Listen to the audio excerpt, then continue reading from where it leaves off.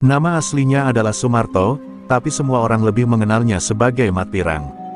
Bukan karena dia keturunan bule atau anak salon, tapi karena rambutnya yang dicat kuning terang sejak bertahun-tahun lalu, tanda bahwa ia pernah hidup di jalur keras. Di kalangan sopir lintas Jawa, nama Mat Pirang bukan cuma terkenal, tapi juga ditakuti. Ia bukan preman, tapi juga bukan orang biasa. Ia adalah sosok yang jika sedang marah, bisa menghajar 3 orang tanpa alat. Tapi anehnya, setelah masuk jadi sopir tetap gudang garam, hidupnya seolah berubah. Tak lagi suka ribut, tak lagi main pukul. Ia hanya fokus, angkut rokok, kirim ke Jakarta, kembali, dan ulangi. Namun di balik sikap tenangnya, ada bara yang belum padam. Masa lalu Mat Pirang penuh darah dan dendam. Pernah menjadi bodyguard di dunia gelap, ia nyaris dibunuh dalam sebuah pengkhianatan oleh rekan sendiri. Sejak saat itu, ia meninggalkan dunia hitam, mengganti parang dengan setir, dan berjanji pada almarhum ibunya untuk hidup lurus. Tapi jalan hidup orang keras tak pernah benar-benar sepi. Setiap malam di jalur Pantura, setiap rest area yang sepi, setiap wajah asing yang menatap curiga, semua mengingatkan Mat Pirang bahwa dunia tak pernah sepenuhnya damai.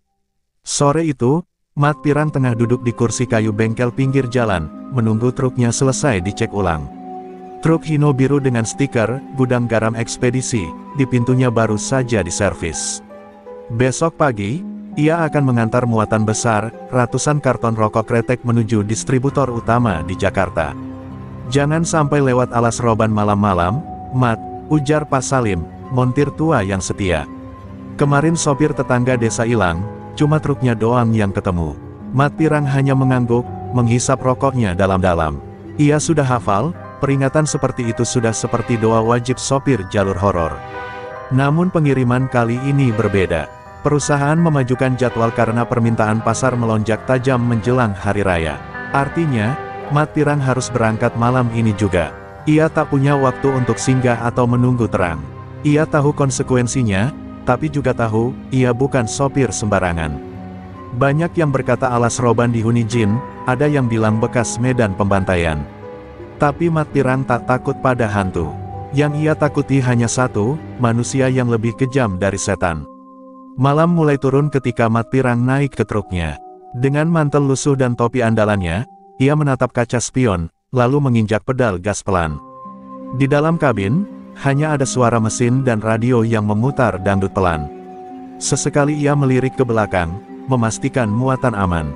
Di sebelahnya, duduk Edi, sopir magang yang baru 2 bulan ikut di jalur Pantura. Edi masih muda, kurus, dan banyak tanya. Tapi malam itu, Edi diam. Entah karena lelah, atau karena firasat buruk yang mulai menari-nari di kepalanya. Kalau entar lewat alas roban, jangan lihat ke belakang, ujar Mat Pirang tanpa menoleh. Kadang, yang ngikutin kita bukan cuma bayangan. Edi menelan ludah, mencoba tertawa, tapi gagal. Ia tahu, Mat Pirang bukan tipe yang suka bercanda soal hal begituan.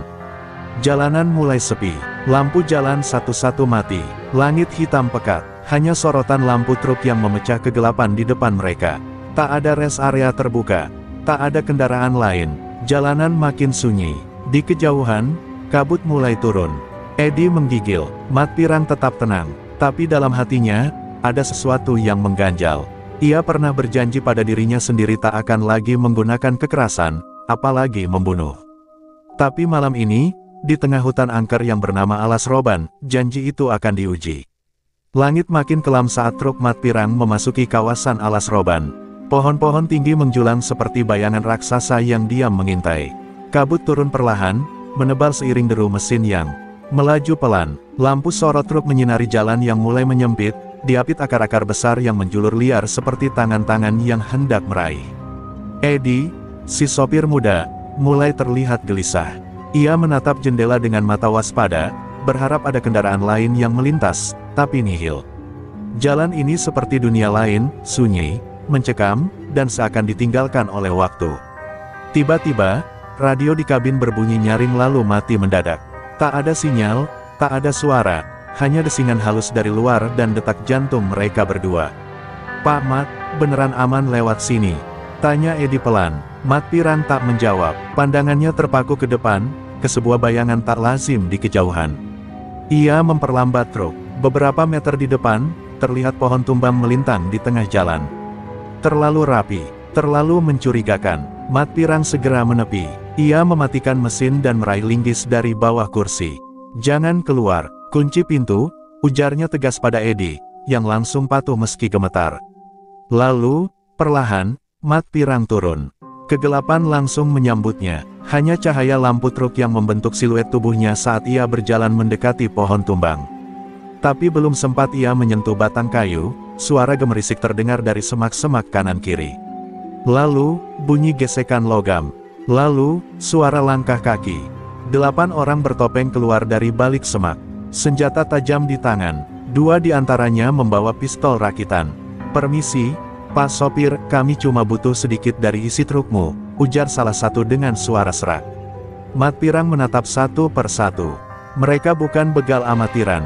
Gerakan mereka teratur, penempatan posisi mereka mengurungnya. Ini bukan perampokan biasa, ini jebakan yang dirancang untuk membunuh jika perlu. Mat Pirang menggenggam erat linggisnya. Di matanya, kilatan kemarahan lama mulai menyala.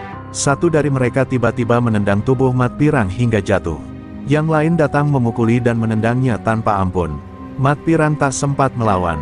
Mereka mengikat tangan dan kakinya dengan tali plastik tebal, lalu menyeret tubuhnya ke pinggir jalan.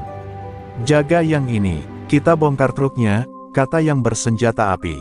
2 orang naik ke kabin, membentak Eddie keluar. Si pemuda-muda itu memohon, menangis, tapi malah ditampar dan dibentak lebih keras. Truk gudang garam dibongkar secara brutal. Kardus rokok dilempar keluar, dirobek untuk memastikan tak ada pelacak. Tapi satu dari mereka malah memperhatikan Eddie dengan mata yang tak wajar. "Yang ini, lumayan juga buat hiburan," katanya. Eddie menjerit minta tolong, tapi tak ada yang mendengar kecuali Mat Pirang yang terbaring di tanah, berdarah dan terikat, gigi gemeretak menahan amarah. Matanya menatap Eddie yang diseret ke belakang truk. Dada Mat Pirang bergemuruh. Sesuatu di dalam dirinya meledak. Ingatan lama kembali. Dulu, ia pernah melihat kejadian serupa, adik perempuannya diperkosa oleh preman sebelum akhirnya bunuh diri. Kini hal yang sama akan terjadi lagi, di hadapannya. Tubuh Mat Pirang mulai bergerak. Ia meraba tanah di sampingnya, dan menemukan pecahan kaca spion. Goresan pertama di tangannya sendiri tak terasa, yang penting ikatan terputus. Dalam gelap yang mencekam, di bawah hutan angker yang sunyi, Mat Pirang bangkit. Dan kali ini, ia bukan lagi sopir biasa. Ia adalah pembunuh dari masa lalu yang bangkit kembali. Darah menetes dari pergelangan Mat Pirang, tapi ia tak peduli. Rasa perih itu terkubur oleh amarah yang meledak-ledak. Dengan tubuh penuh luka dan nafas tertahan-tahan, ia merangkak pelan seperti harimau yang menunggu saat tepat menerkam. Suara Eddie yang berteriak ketakutan di belakang truk terdengar makin memilukan.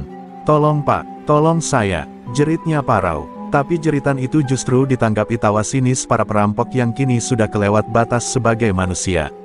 Mat Pirang tak mau menunggu lagi. Ia mencabut linggis besi yang masih tergeletak di tanah, lalu berdiri perlahan, memastikan tak ada yang melihat.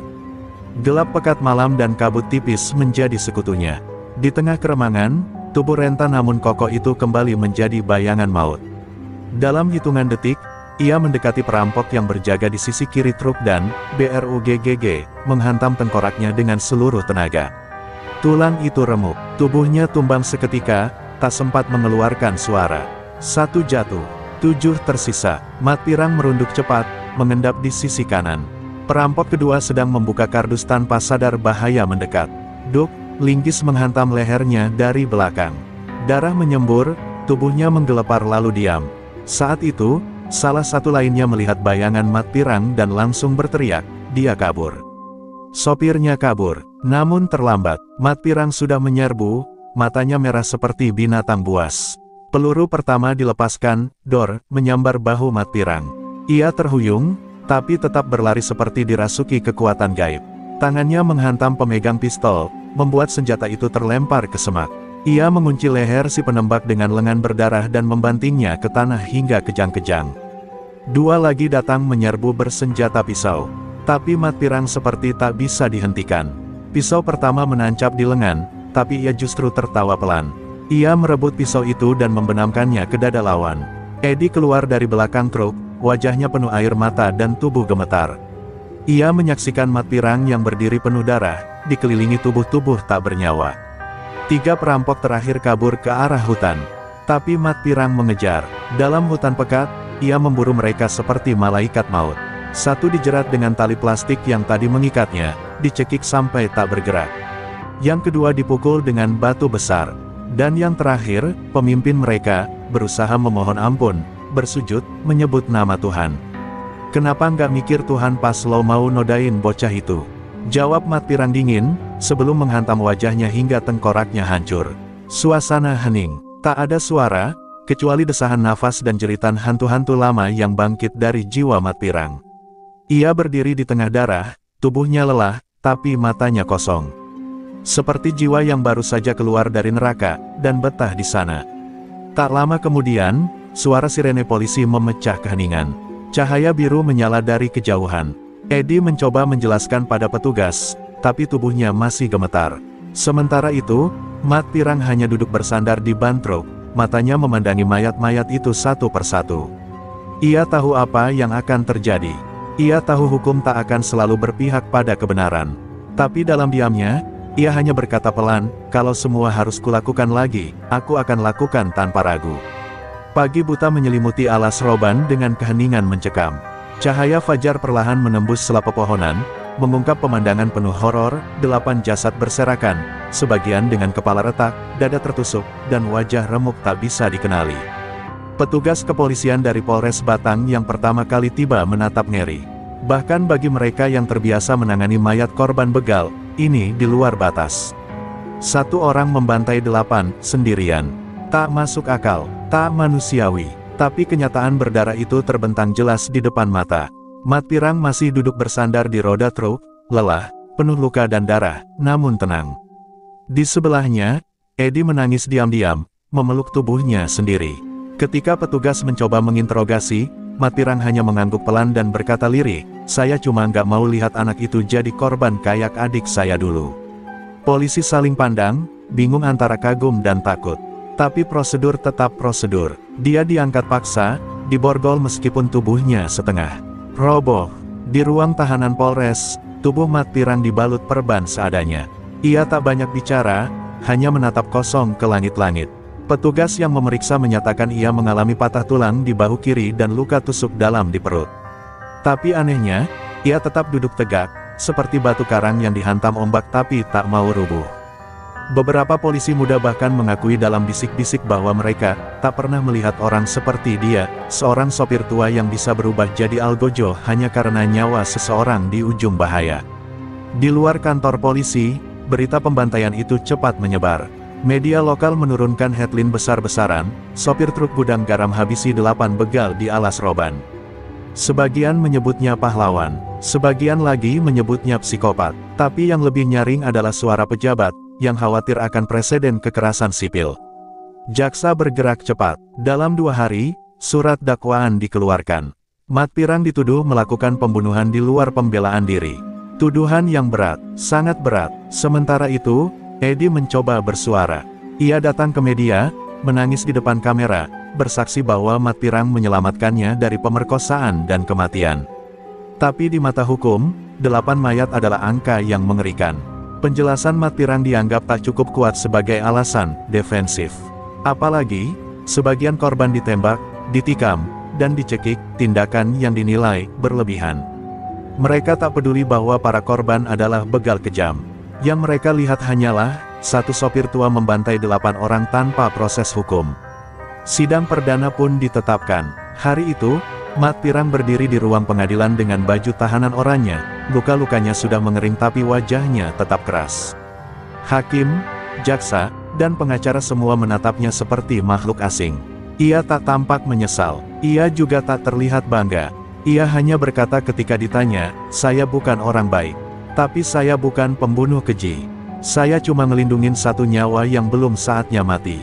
Di balik jeruji ruang tahanan sementara, malamnya, Mat Pirang termenung menatap bulan yang menggantung di langit. Suara jangkrik, suara jeruji, dan bayangan 8 wajah yang ia kirim ke liang kubur terus menghantuinya.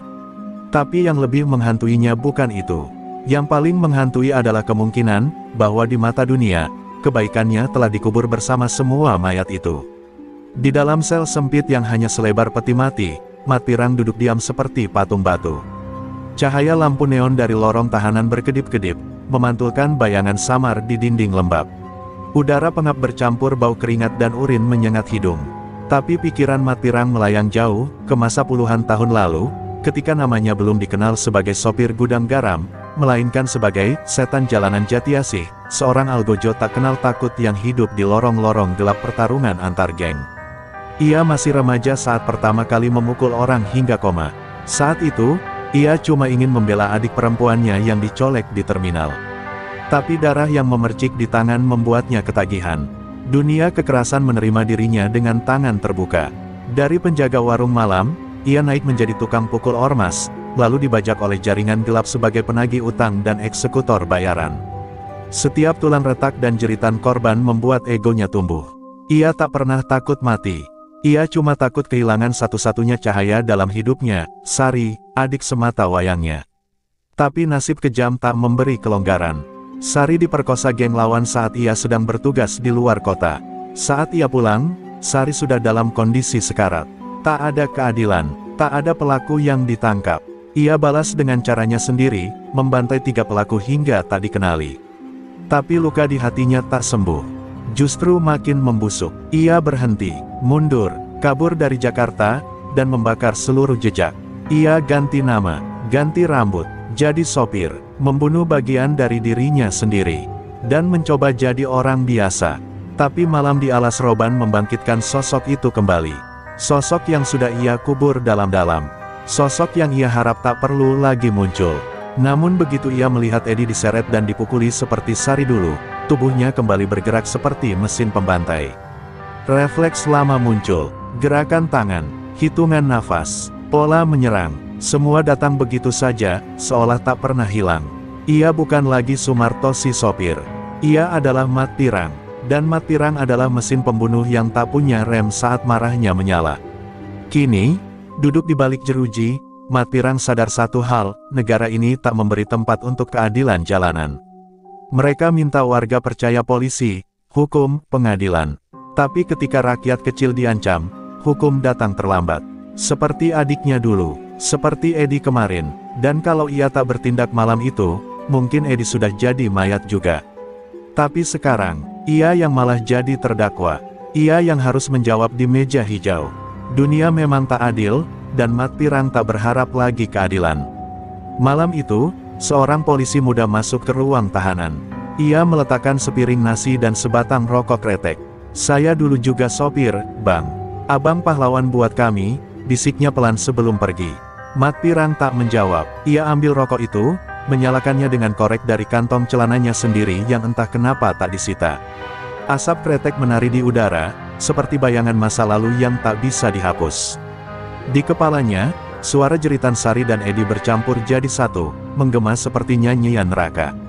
Ia sadar satu hal, apapun yang terjadi dalam persidangan nanti, hidupnya tak akan kembali sama. Ia sudah menyeberangi batas. Tak ada penyesalan, tapi juga tak ada harapan. Ia telah kembali menjadi sosok yang dunia tak ingin lihat, seorang pembunuh tanpa belas kasihan. Tapi kali ini, bukan karena dendam pribadi, tapi karena tak ingin sejarah berulang. "Kalau harus dihukum karena menyelamatkan orang, biar saya yang jadi tumbalnya," gumamnya lirih, sebelum matanya tertutup oleh lelah yang tak bisa ditebus tidur. Kawasan alas roban pagi itu berubah jadi pusat perhatian nasional. Garis polisi membentang panjang di tengah rimba, membelah kabut pagi yang belum sepenuhnya terangkat. 8 jasad terbujur kaku di atas tanah penuh daun basah, sebagian ditutup terpal, sebagian lainnya masih menunggu identifikasi forensik. Aroma kematian menyengat udara. Wartawan, aparat, bahkan warga sekitar berdatangan dengan rasa ngeri bercampur penasaran. "Satu sopir bunuh 8 begal, sendirian?" tanya seorang reporter sambil merekam. Kasus ini tak lagi sekadar perampokan, tapi jadi simbol keputusasaan masyarakat terhadap sistem hukum. Di Mapolres, meja Kapolres penuh dengan map berisi rekam jejak para korban. Semuanya begal kelas kakap, 3 diantaranya buronan atas kasus pembunuhan sopir truk sebelumnya. 2 adalah ex-narapidana kasus penculikan. Bahkan sang pemimpin begal ternyata punya koneksi dengan pejabat lokal. Fakta ini membuat situasi makin rumit. Di satu sisi, Mat Pirang jelas membela diri dan melindungi Edi. Tapi di sisi lain, caranya terlalu brutal. Terlalu vigilante. Hukum positif tak mengenal emosi sebagai pembenaran. Dan media tak sabar menggiring opini publik. Tayangan berita di televisi nasional dibuka dengan judul mencolok, sopir truk atau algojo jalanan, gambar wajah Mat Pirang yang tertunduk dan penuh darah diputar berulang-ulang. Media sosial meledak, tagar-tagar Mat Pirang pahlawan bersaing dengan tagar Mat Pirang pembunuh. Para sopir di komunitas transportasi mendukung penuh Mat Pirang, bahkan ada yang menggalang dana untuk membayar pengacara. Tapi tekanan dari atas tak bisa dibendung. Ada tangan-tangan tak terlihat yang ingin kasus ini dituntaskan cepat, ditutup rapi, dan jangan sampai membuka aib lebih dalam. Jaksa mulai menyusun pasal demi pasal. Pembunuhan berencana, kekerasan berlebihan, pelanggaran atas hukum perlindungan diri. Padahal mereka tahu, para korban adalah kriminal. Tapi opini publik harus diarahkan. Negara tak bisa membiarkan warga main hakim sendiri, begitu dalihnya. Bahkan ada bisikan bahwa Mat Pirang akan dijadikan contoh untuk menakuti siapapun yang mencoba melawan kejahatan tanpa prosedur. Sementara itu, Edi mencoba bersuara, tapi suaranya kalah oleh gemuruh politik dan birokrasi.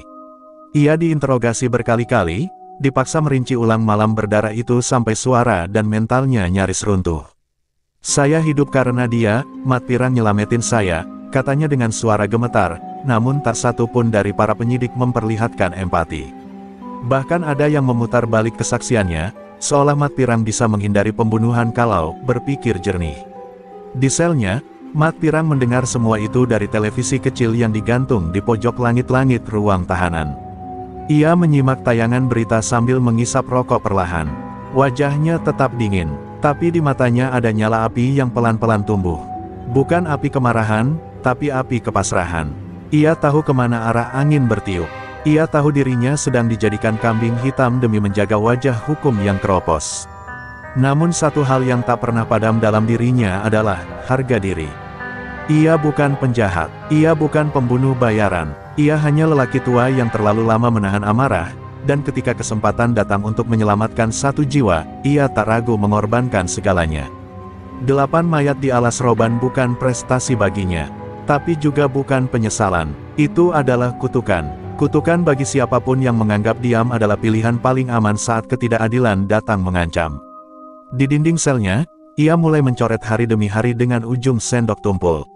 Tak menunggu pembebasan, bukan menghitung waktu, tapi mencatat sejarah. Sejarah tentang bagaimana satu sopir tua menolak tunduk, dan membayar lunas harga dari keberaniannya. Ruang sidang pengadilan negeri itu penuh sesak. Kamera media berdiri berjajar di belakang. Barisan wartawan, mahasiswa hukum, aktivis HAM, hingga sopir-sopir truk dari berbagai kota berdatangan memenuhi bangku pengunjung. Mereka ingin menyaksikan langsung sidang yang telah menghebohkan negeri, kasus pembantaian 8 begal oleh seorang sopir tua, Mat Pirang. Di tengah suasana hening yang tegang, Mat Pirang memasuki ruang sidang dengan langkah tenang, diborgol, mengenakan rompi tahanan.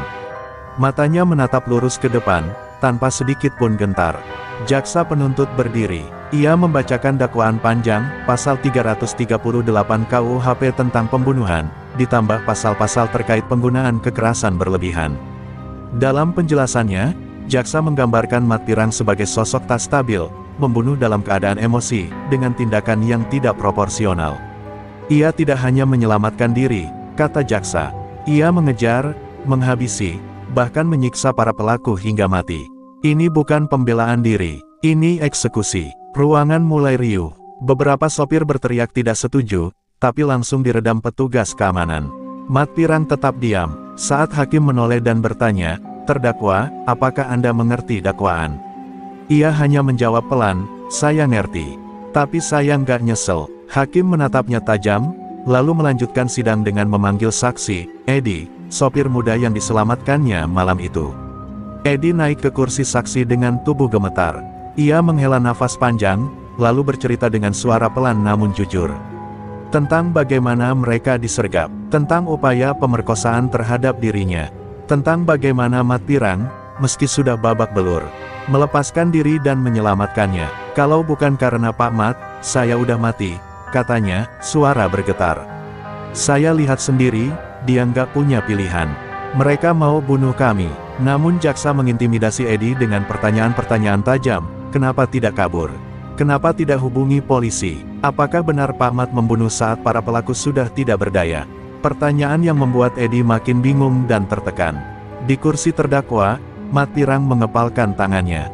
Bukan karena takut, tapi karena muak. Mereka lebih percaya logika prosedur daripada realita lapangan.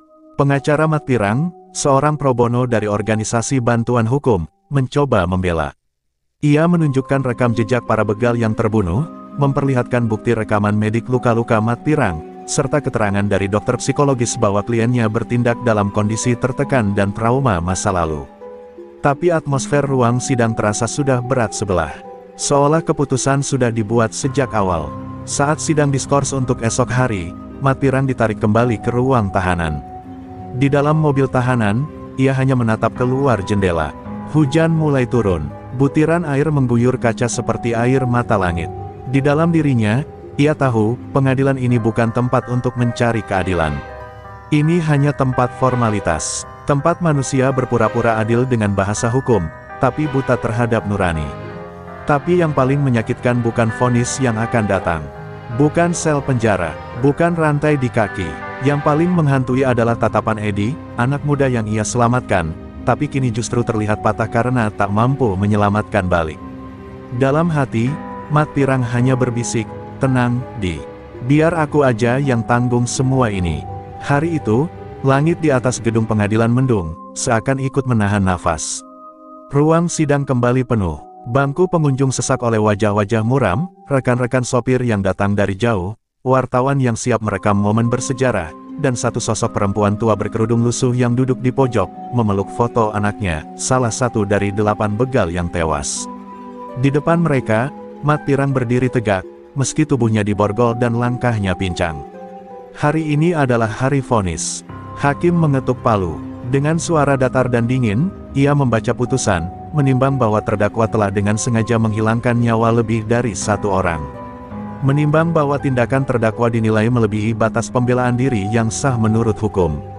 Maka, menjatuhkan pidana penjara seumur hidup kepada terdakwa Sumarto alias Mat Pirang. Suara itu menggema seperti petir yang merobek langit. Ruangan terdiam sesaat, lalu berubah jadi hening yang memekakkan telinga. Edi yang duduk di bangku saksi langsung menunduk. Air matanya jatuh, mengguyur wajah yang penuh luka batin. Ia memeluk lututnya, seolah ingin menyembunyikan diri dari kenyataan. Di sisi lain, beberapa keluarga korban justru menghela napas lega, meski bukan karena keadilan, tapi karena pelampiasan. Mereka menangis, bukan karena kehilangan anak yang baik, tapi karena tak siap menerima bahwa anak mereka mati sebagai penjahat, bukan pahlawan. Di balik meja, jaksa mengangguk puas. Hakim menutup sidang dengan satu ketukan terakhir, lalu berjalan keluar tanpa melihat Mat Pirang sedikit pun. Ruang sidang perlahan kosong, tapi sorot kamera terus menyala. Wartawan berebut mengabadikan wajah Mat Pirang yang tak berubah sejak awal, dingin, kaku, tanpa air mata, tanpa amarah. Ia hanya menatap kosong ke depan, seolah vonis itu hanyalah suara angin yang lewat di telinganya. Ketika 2 petugas membawa Mat Pirang turun dari ruang sidang, Edi berlari mengejarnya. Ia memeluk pria tua itu dari belakang, menangis sesenggukan sambil berkata, "Maafin saya, Pak. Saya nggak bisa nolong balik." Mat Pirang tak membalas pelukan itu. Ia hanya menepuk bahu Edi pelan, lalu berbisik lirih, "Kamu sudah selamat. Itu cukup buat saya." Ucapan itu menamparkan hati semua orang yang mendengarnya. Seorang pembunuh, berbicara dengan kasih seorang ayah. Dalam perjalanan kembali ke sel, Mat Pirang menoleh ke langit melalui jendela besi mobil tahanan. Hujan turun pelan, membasahi kaca.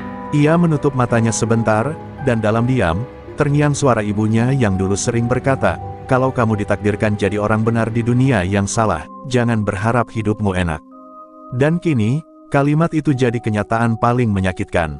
Ia benar, tapi ia dikurung seumur hidup. Namun, dalam batinnya yang luka, Mat Pirang tahu satu hal tak bisa direnggut siapapun, pilihan. Ia memilih untuk bertindak ketika semua orang memilih diam. Ia memilih untuk menebus masa lalunya dengan menyelamatkan 1 nyawa, meski harus menyerahkan seluruh masa depannya. Di dunia yang menilai segalanya lewat pasal dan prosedur, mungkin ia hanyalah angka dalam statistik kriminal. Tapi di mata Edi, dan para sopir yang mengenalnya, Mat Pirang adalah legenda yang dikorbankan demi kebenaran yang tak laku dijual. Beberapa minggu setelah vonis dijatuhkan, nama Mat Pirang mulai tenggelam dari pemberitaan. Media tak lagi tertarik menyorot nasib seorang sopir tua yang membantai 8 begal. Publik pun beralih ke sensasi baru, skandal pejabat, gosip selebritas, dan kecelakaan jalan tol.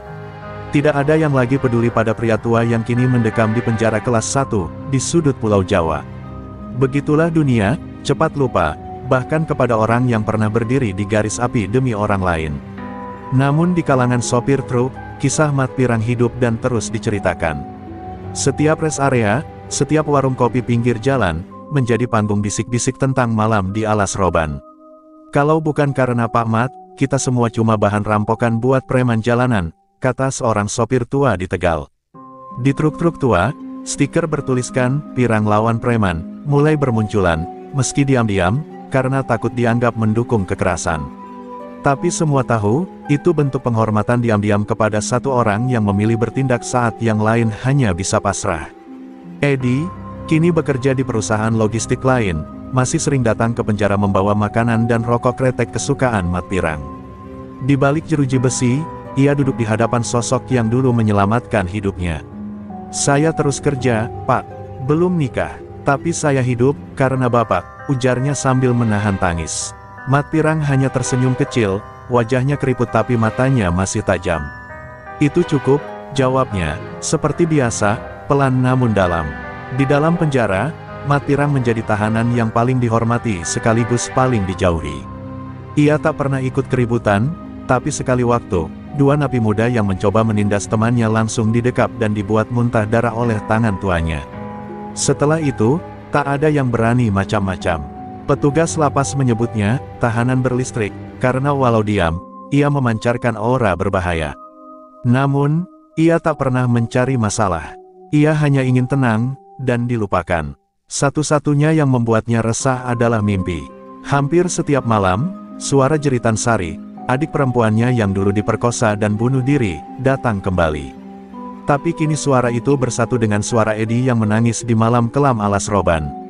Ia terbangun dengan peluh dingin, menatap langit-langit sel yang tak pernah berubah. Dalam hati, ia tahu, ia tak sedang dihukum oleh hukum manusia, tapi sedang menebus dosa-dosa masa lalunya sendiri, yang tak pernah benar-benar selesai. Suatu hari, seorang sopir muda datang ke penjara, menyerahkan surat tulisan tangan. Surat itu berisi kalimat pendek, Pak Mat, saya gak kenal Bapak. Tapi karena kisah Bapak, saya batal beli. Celurit buat ngebegal, saya pilih kerja. Terima kasih, Rudi, Cirebon. Surat itu disimpan Mat Pirang dalam lipatan kaos dalamnya. Setiap kali malam datang, dan ia merasa sendirian, surat itu ia genggam erat, sebagai bukti bahwa hidupnya belum sepenuhnya sia-sia. Tapi negara tak peduli surat itu. Tak peduli pada dampak diam-diam yang ia tinggalkan. Di mata sistem, Mat Pirang tetap narapidana seumur hidup. Dan itulah yang menyakitkan bukan karena tak bebas, tapi karena yang benar harus membayar lebih mahal dari yang salah. Dunia ini memang kejam, dan adil bukan bagian dari sistemnya. Tapi Mat Pirang tidak lagi menyesal. Ia tak butuh nama harum. Ia hanya ingin satu hal, agar tidak ada lagi adik, seperti Sari, yang harus mati karena ditinggal kakaknya yang tak sempat pulang. Dan di malam sunyi, di balik jeruji dingin yang redup, Mat Pirang menatap langit di balik jeruji besi kecil. Senyumnya tipis. Ia tahu, mungkin dunia melupakannya. Tapi jalanan takkan pernah lupa pada pria tua yang pernah mengorbankan hidupnya, demi satu nyawa yang belum waktunya mati. 8 tahun telah berlalu sejak vonis dijatuhkan. Di balik jeruji besi yang dingin, Mat Pirang kini terlihat lebih ringkih. Rambut putihnya bertambah, matanya mulai buram, dan langkahnya lambat saat berjalan dari sel ke ruang periksa. Namun meski usia menggerogoti tubuhnya, sorot mata itu tetap sama, tajam dan jernih, menyimpan cerita yang tak bisa dihapus oleh waktu. Para napi muda menyapanya dengan hormat, memanggilnya, Pade, tapi tetap menjaga jarak. Sebab semua tahu, di balik tubuh renta itu, tinggal jiwa yang pernah bertarung dengan maut dan menang. Edi tetap datang setiap bulan. Kini sudah menikah, punya 2 anak, dan membuka usaha bengkel kecil-kecilan. Setiap kali ia duduk di hadapan Mat Pirang di ruang kunjungan, matanya selalu berkaca-kaca. Anak pertama saya kasih nama Sari, Pak, katanya suatu hari. Mat Pirang hanya tersenyum, lalu memejamkan mata. Ada getar halus di wajahnya, seperti embun pagi yang jatuh diam-diam. Sari, nama yang dulu membuatnya berdarah. Nama yang kini menjadi alasan hidup anak orang lain. Lingkaran hidup yang pelan-pelan tertebus. Namun waktu tak menunggu siapapun. Suatu pagi, petugas lapas menemukan Mat Pirang tak bangun dari tidurnya. Tubuhnya tergeletak di ranjang kayu, wajahnya tenang seperti orang yang akhirnya selesai dari semua urusan dunia. Tak ada tanda kekerasan, tak ada keluhan sebelumnya. Ia pergi diam-diam, seperti seorang pejalan yang tahu kemana arah pulang. Di bawah bantalnya, terselip surat dari Edi yang belum sempat dibaca. Dan di tangan kirinya, masih tergenggam surat lama dari Rudi, anak muda yang batal membegal karena kisahnya. Jenazahnya sempat akan dikuburkan tanpa nama, tapi berita cepat menyebar ke komunitas sopir. Puluhan truk gudang garam, Siba Surya, bahkan ekspedisi kecil-kecilan berkumpul di pemakaman desa kecil tak jauh dari penjara. Mereka datang bukan sebagai kerabat, tapi sebagai saksi hidup bahwa lelaki itu bukan sekadar napi seumur hidup. Ia adalah benteng terakhir jalanan. Ia adalah pengingat bahwa keberanian kadang harus dibayar mahal oleh mereka yang paling tulus. Edi berdiri paling depan. Ia yang menggali lubang makam itu sendiri, menurunkan jenazah Mat Pirang dengan tangannya, dan membacakan doa meski suara tercekat. Bapak bukan pahlawan, tapi juga bukan penjahat. Bapak adalah garis batas antara hidup dan mati saya. Suasana hening. Tak ada isak keras, hanya gumaman pelan doa dari sopir-sopir yang mengenakan jaket kusam dan sepatu berlumpur. Di atas pusara, mereka menancapkan kayu kecil bertuliskan, Mat Pirang, tak takut mati, demi yang masih hidup. Hari-hari berlalu, truk-truk kembali ke jalanan. Begal-begal mungkin masih ada, tapi kini tak semudah dulu. Karena nama Mat Pirang telah menjelma menjadi cerita wajib di setiap jalur pantura. Para sopir baru selalu diingatkan, kalau kamu takut, ingat Mat Pirang. Dia pernah sendirian lawan 8. Kisahnya disampaikan dari mulut ke mulut, kadang dibumbui, kadang disederhanakan. Tapi esensinya tetap sama, ada seseorang yang rela dipenjara agar yang lain bisa bebas dari rasa takut. Dan di suatu malam hujan, saat Edi menyetir truknya melewati alas roban, ia menepi sejenak. Ia turun, menatap ke hutan gelap itu sambil menyalakan rokok. Hening. Tapi dalam benaknya, ia mendengar suara tua yang dulu selalu pelan tapi tegas, kalau kamu bisa nyelamatin orang, jangan tunggu hukum. Nurani yang benar, hukum yang ngikut. Edi menatap langit, meneteskan air mata, dan berkata lirih, istirahat yang tenang, Pak, jalanan ini masih mengingatmu.